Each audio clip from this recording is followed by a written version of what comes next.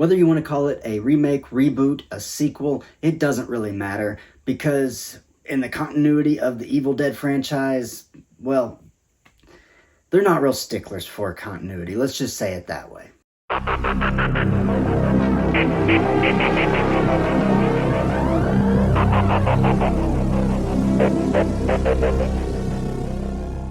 Welcome back to Wrestling with Horror. My name is Andrew Dreamer, and as always, this is the channel where we talk about professional wrestling, we talk about horror movies, and we look at all the ways that they intersect, connect, and everything in between.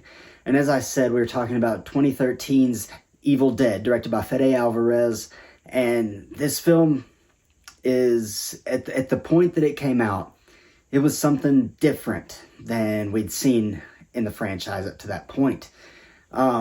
Yeah, the original Evil Dead, it was more horror than comedy, but there was still a lot of camp involved with it. The second movie delved a little deeper into the comedy aspect of the story, and Army of Darkness, as we talked about just recently, went full-blown comedy. This film doesn't do that. This film is out to scare you, to terrify you, to be gory, to be bloody, brutal, all of that, and I think it succeeds on that front. So, in this film, we open up with this girl walking through the woods. She gets captured, and we find out that she's a deadite, and her father is there to burn her and shoot her.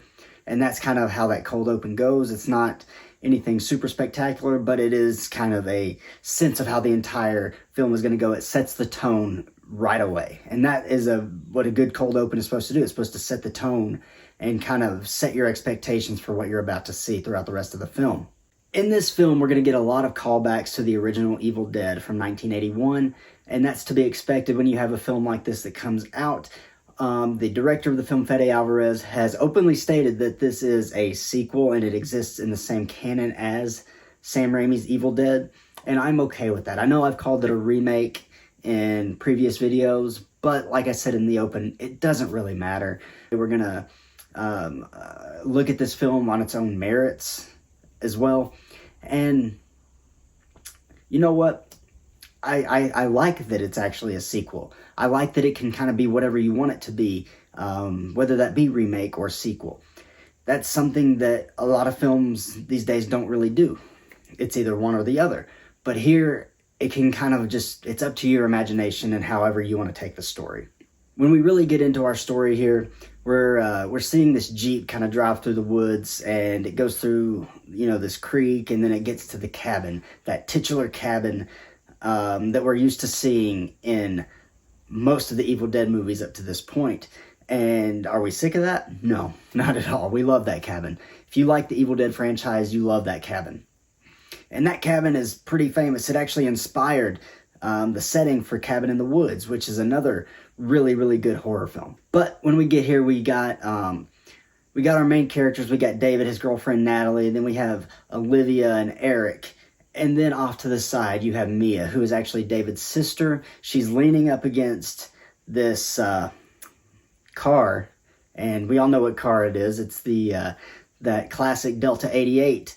And it's got, it's overgrown. The forest has kind of taken it over. But the reason that they're here is because David's sister Mia is actually a drug addict, and they are trying to help her get clean, kind of take her through detox. And the previous time that she actually tried to get clean, she ended up running away and overdosing so bad that she legally died for a few minutes. So they want to prevent that from happening this time, and they're all kind of there in support.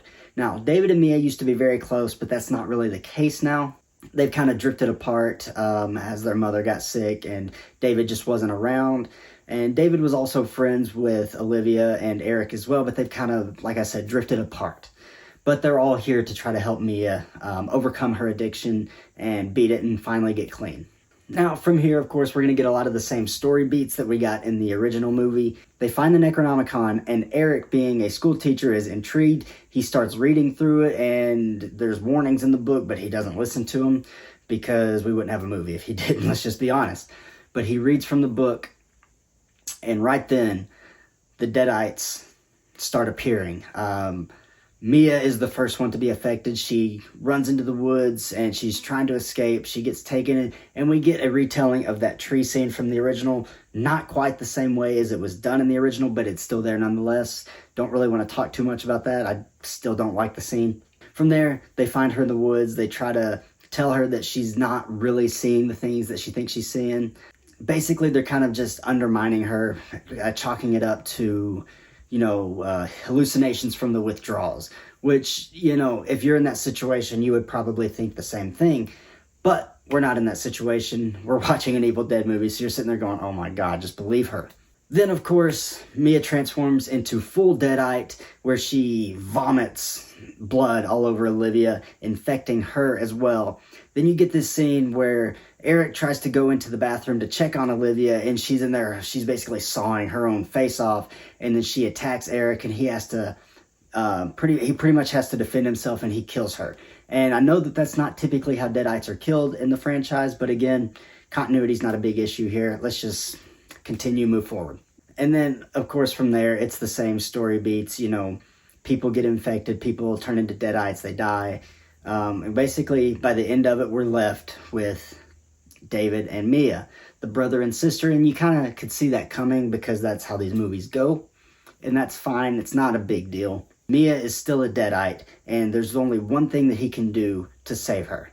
He has to kill her, and then he rigs up this sort of defibrillator, and he shocks her back to life. I'm not really going to talk too much about how realistic that is, being in the middle of the woods with a car battery and whatever else they're using to make this happen. But it works. So she's brought back to life. She's no longer a Deadite. She is herself. And then, they go back to the cabin. Eric's still there. And he stabs David in the throat with, I think it was a pair of pliers. And at that point, that's when David's like, Mia, you have to get out of here. He locks her out of the cabin, and he basically pours gasoline everywhere. And he shoots this can of gasoline, and it ignites the entire cabin. And you think that the Deadites are finally dead. Mia's left outside. You think she's the sole survivor. That's not really the true ending of this film, however, because it begins raining blood, and then from up under the ground, one more Deadite rises up and is just bent on killing Mia. She retreats into that shed that we've all come to love as part of the set for the Evil Dead. She gets the chainsaw. She sneaks out of the cabin after she gets sliced up a little bit. She hides under the Jeep that David drove up in. She saws the leg off the Deadite, trying to roll out from under it, but the Deadite tips the Jeep up over, and Mia barely escapes, except for her left hand gets trapped under the Jeep as she's trying to get away. And now she's kind of left there, her hand just crushed under the vehicle, and the Deadite crawling its way towards her. And she can't quite reach that chainsaw to finish it all off. So she's only left with one option. She can sit there and die, but that's not the actual option. She basically puts as much strength and grit into into her soul to just rip her hand off. And it's gruesome. It's disgusting to watch because you see the tendons ripping, you see the skin ripping, and it's completely disgusting to watch. And she finally gets free. She grabs that chainsaw, and she basically just sticks the chainsaw in the Deadite's face and destroys it. It kind of starts melting, and it goes back into the earth where it came from. The blood rain stops, and then Mia's left standing there, one hand, chainsaw. She is our only survivor, and then that's where the film ends. Except we get that post-credit scene of Ash Williams turning to the camera and just saying, groovy. All right, so let's talk about some positives and negatives for this film. Positives. Absolutely love the gore. The brutality, the blood. It was so over the top. And I know when I did the Evil Dead Rise review, I said it was one of the bloodiest movies I've ever seen. After rewatching this, because it's been a while since I've seen it. After rewatching this, I'm not so sure, because this is absolutely just graphic and, like I said, brutal and gruesome. But I like that aspect. I really like that aspect. I like that this movie was absolutely just trying to scare the socks off you. I think it succeeds in a lot of ways of doing that. I like Mia's character. I think that she was the right choice to be the survivor, the final one. I think that, like I said, I think that was the right choice. I think it was a conscious decision. And I also really like that they didn't try to replace Ash in this movie. There's not really a character that's meant to be like Ash. I know Mia's the one who ends up using the chainsaw and losing the hand like he does, but she's still a completely separate character, and I really, really like that aspect of the movie. Now, just a couple negatives. Most of these characters to me are very forgettable. David's girlfriend, Natalie, you kind of forget she's there most of the movie until she dies. That's just kind of how it goes. I know a lot of people like Olivia and Eric a little more, but to me, they're still just not really full fleshed out characters. Again, I just think they're kind of unmemorable. I think that's the right word that I'm looking for. But the same can be said about David. He's not the best character. The only one who really has any substance and story arc and just progression through the film is Mia. Now, David does have his own kind of arc of, I wasn't there for my sister, but I'm going to be there for her now. I'm going to do whatever it takes to save her and get her out of here. And another negative is, I've stated before that I kind of like the bloody, gruesome, horror, scary aspect mixed with just a little bit of comedy. This film doesn't have any comedy. It doesn't have any funny moments. It's all played extremely straightforward, even more than the original. The only one that I think might be a little more, no, actually, now that I'm thinking about it, I think Evil Dead Rise even has a little bit more comedy than this does. This is just absolute sticking to our guns, gonna scare you to death horror. And that's respectable. But it's still just a tiny negative to me nonetheless. Oh, I completely forgot to mention, we even get an appearance by the magnifying glass necklace that Ash gives Linda in the original. But here it's David giving it to Mia. So I think that was a nice little touch, a nice little callback to that original film. So those are all my positives and negatives for Evil Dead, released in 2013. You know what? It was a very good film. It's enjoyable. I love the way that they basically are saying that the Necronomicon can influence things and make events reoccur, meaning that it can be a sequel if that's how you want to take the story. Again, that's probably my favorite part of this entire thing, is that it's really up to your interpretation on whether it's a remake of the original story or if it's a sequel. And I really appreciate that. So let me know down below in the comments section, what do you think about Fede Alvarez's Evil Dead film? Would you have liked to see him get another one? Because I would have been okay with it. You know what? I think that would have been a pretty good idea to let him continue the story. There's definitely room for it.